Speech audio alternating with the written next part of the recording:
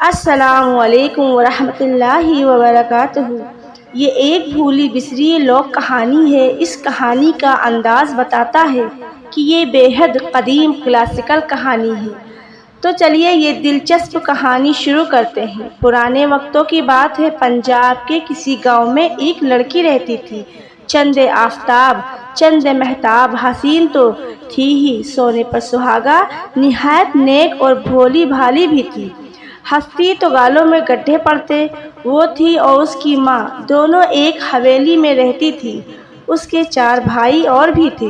چاروں شادی شدہ، بال بچے دار تھے، یعنی صاحب اولاد تھے۔ چاروں اپنی بیویوں کے ساتھ الگ الگ حویلیوں میں رہتے تھے۔ یہ زمینداروں کا گھرانہ تھا۔ کوٹھیاں دانوں سے بھری تھی، دولت کی ریلم پیل تھی۔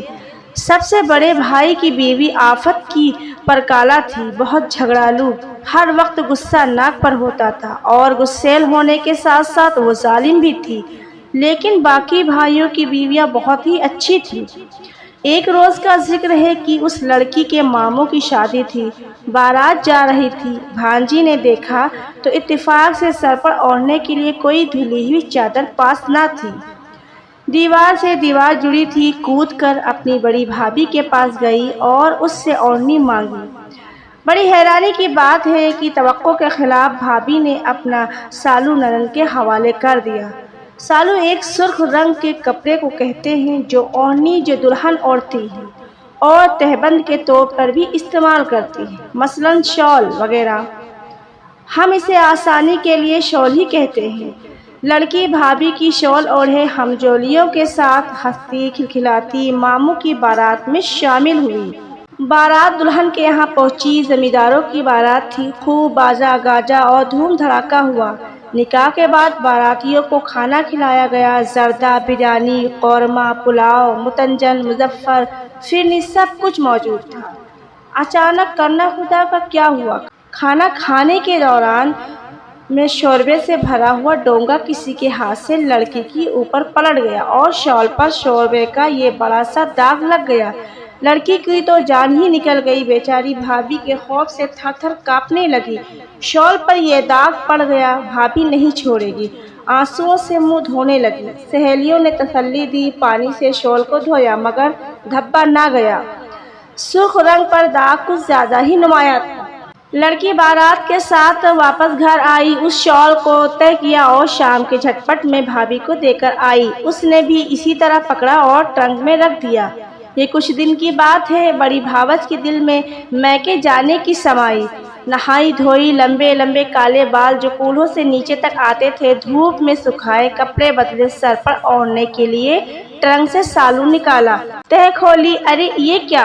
بڑی بھابھی کا دل دھک سے رہ گیا۔ شالو پر یہ بڑا سا داغ لگا ہوا تھا۔ فوراً معاملے کی تہ تک پہنچ گئی۔ اٹواٹی کھٹواٹی لے کر پڑ رہی۔ شام کو میاں گھر آیا، بیوی سے روٹھنے کی وجہ پوچھی تو بولی، تیری بہن نے میری شال پر داغ لگا دیا ہے۔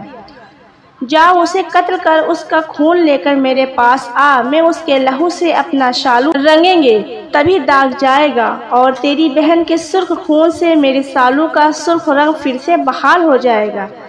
4 لوگوں کی ضد بڑی مشہور ہے، راج ہٹ، بالک ہٹ، تریا ہٹ، جوگی ہٹ۔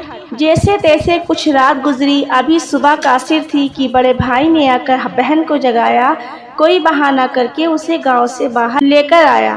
نہر کے کنارے جھاڑیاں، اندھیرا ہو کا عالم، نہ نام لیوا نہ پانی، دیوا۔ ایک جگہ پہنچ کر بھائی نے آؤ دیکھا نہ تاؤ، جھٹ سے بہن کو زمین پر گرایا۔ ظالم چھاتی پر چڑھ بیٹھا، نیفے میں اڑاسا ہوا لمبا 2 دھاری چھرا نکالا اور بہن کے گلے پر رکھ دیا۔ بیچاری ویرا ویرا، اے بھائی پکارتی رہی، مگر سنگ دل کو رحم نہ آیا۔ آن کی آن میں بہن کو ذبح کر دیا۔ شال کٹی تو سرخ سرخ گرم لہو کا فوارہ چھوٹا۔ جلاد اپنے ساتھ برتن بھی لیتے آیا تھا۔ بہن کے خون سے اسے بھرا۔ نہر کنارے گڈھا کھود کر بہن کو خون آلود لاش کو دفن کر دیا۔ ابھی وہ نہیں کٹی تھی، پھر گھر لوٹ آیا۔ بیوی کے چرنوں میں بہن کے لہو سے بھرا ہوا برتن رکھ دیا۔ ظالم عورت کھلکھلا کر ہنس پڑی۔ پھر اس ڈائن نے لال لال خون سے اپنا سالو رنگا، یعنی اپنی شال کو رنگ لیا۔ ماں نے بیٹے سے پوچھا کہ تیری بہن کہاں ہے؟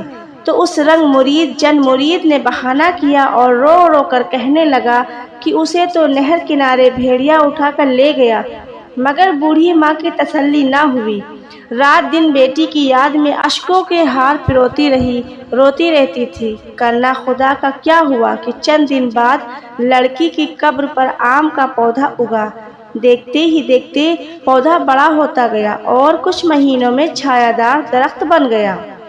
ڈالیوں سے بڑے بڑے آم لٹکنے لگے۔ ایک صبح ایک دھوبی اپنی بیوی، بیٹی اور بیٹے کے ساتھ نہر پر کپڑے دھونے کے لیے آیا۔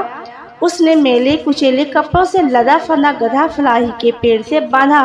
میاں بیوی نے گدھے سے کپڑے اتارے اور انہیں دھونے کے لیے نہر کے کنارے پر آ گئے۔ دھوبی اور دھوبن ایک بڑے سے چوڑے چکلے کالے پتھر پر کپڑے کو مار مار کر دھونے لگے۔ ساتھ ساتھ آواز بھی آ رہی تھی، چھوا چھوت چھوا چھوت۔ تھوڑی دیر کے بعد دھوپ چڑھی۔ جیٹھ ہاڑ کے دن تھے۔ دیکھتے ہی دیکھتے زمین تپنے لگی۔ دھوبی کا بیٹا اور بیٹی پسینے میں سرابور ہو گئے۔ ذرا سے فاصلے پر آم کا گھنا پیڑ نظر آ رہا تھا۔ دھوبی اور دھوبن نے بچوں کو اس کی چھاؤں میں بھیج دیا۔ بہن بھائی آم کے نیچے پہنچ گئے اور سر اٹھا کر دیکھا تو شاخوں سے بڑے بڑے موٹے موٹے آم لٹکتے ہوئے دکھائی دیے۔ آم ٹپکا پڑتا تھا، پھل کے بوجھ سے شاخائیں جھکی ہوئی تھی۔ اتنے لذیذ آم دیکھ کر بچوں کے منہ میں پانی بھر آیا۔ بھائی نے ایک پتھر یعنی روڑا اٹھا کر اسے مار کر آم توڑنا چاہے تو اچانک درخت سے آواز آئی کہ دھوبی کے بیٹے آم نہ توڑ۔ بڑے بھائی نے میرا خون کیا اور بھاوج نے خون سے اپنی شال رنگی۔ وہ چھوٹے بھائی بہن یہ سن کر تھر تھر کانپنے لگے اور بھوت بھوت پکارتے ہوئے بھاگ اٹھے۔ دھوبی اور دھوبی نے پلٹ کر دیکھا، ان کے دونوں بچے دوڑے چلے آ رہے تھے۔ آتے ہی ماں باپ سے لپٹ گئے۔ دھوبی اور دھوبن نے بہت پوچھا کہ کیا ہوا، کچھ تو بتاؤ، مگر دونوں بچے ہیں کہ بھوت بھوت کی رٹ لگائے چلے جا رہے ہیں۔ ماں باپ نے بچوں کو منہ چومے اور تسلی دی۔ آخر کچھ دیر بعد وہ اپنے حواس میں واپس آئے تو بیٹے نے ساری بات سنائی۔ ماں باپ کو یہ سن کر یقین نہ آیا۔ انہوں نے کپڑے نہر کے کنارے چھوڑے، بچوں کی انگلی پکڑی اور ان کی ہمت بندھاتے ہوئے آم کے پیڑ کی طرف چل پڑے۔ درخت کے تلے پہنچ کر ماں نے بیٹی سے آم توڑنے کے لیے کہا۔ پہلے تو وہ بہت ڈری، آخر ماں باپ کے حوصلہ بڑھانے پر اس نے دھیرے دھیرے کانپتے ہوئے ہاتھوں سے آم سے لدی ایک شاخ پر روڑا مارا۔ درخت سے آواز آئی، دھوبی کی بیٹی آم نہ توڑ۔ بڑے بھائی نے خون کیا اور بھاوج نے خون سے اپنی شال رنگی۔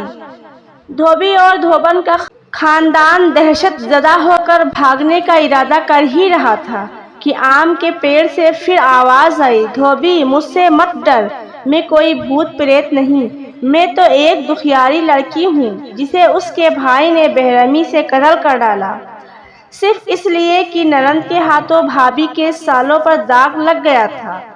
میں تو بہت دکھیاری لڑکی ہوں جس کے خون سے بھاوج نے اپنی شال رنگی۔ دھوبی میری بات غور سے سن، تیرے سب دل درد دور ہونے کی گھڑی آنے والی ہے، تیرے سب دکھ درد دور ہو جائیں گے۔ جلدی سے میری ایک ٹہنی کاٹ لے، اسے گھر لے جا اور اس کی لکڑی سے ایک ساگی بنوا۔ ساگی ایک موسیقی کا ساز ہوتا ہے۔ اور پھر لڑکی کہنے لگی کہ میرے گاؤں جا کر میرے بھائیوں اور میری ماں کے دروازے پر سانگی بجانا، صدا لگانا، وہ زمیندار ہیں، وہ تجھے اتنا کچھ دان کریں گے کہ تیری 7 پشتیں بیٹھ کر کھائیں گی، مگر دولت ختم نہ ہوگی۔ دھوبی نے ڈرتے ڈرتے کانپتے ہوئے ہاتھوں سے کلہاڑی ماری، آم کے پیڑ کا ایک ٹہنا کاٹا۔ پھر دھوبی کا خاندان ہانپتا کانپتا گھر پہنچا۔ چند روز تو حیرت ہی میں گزر گئے۔ آخر ایک دن دھوبی کو ہوش آیا، اس نے آم کے ٹہنی سے ساگی بنوائی۔ دھوبی نے فقیر کا روپ دھارا اور درخت کے بتائے ہوئے گاؤں میں جا پہنچا۔ کچے مکانوں اور گھاس پھوس کے جھونپڑوں کے بیچ ٹھاکروں کی حویلی صاف نظر آ رہی تھی۔ دھوبی نے ایک حویلی کے دروازے پر کھڑے ہو کر صدا لگائی۔ جو ہی ساگی بجائی تو اس میں سے خلاف توقع یہ آواز آئی کہ ساگی بجتی رہے، بجتی رہے، اپنے بھائی کے آستانے پر بھابھی خیرات دے، تیری ننند تیرے آستانے پر کھڑی ہے۔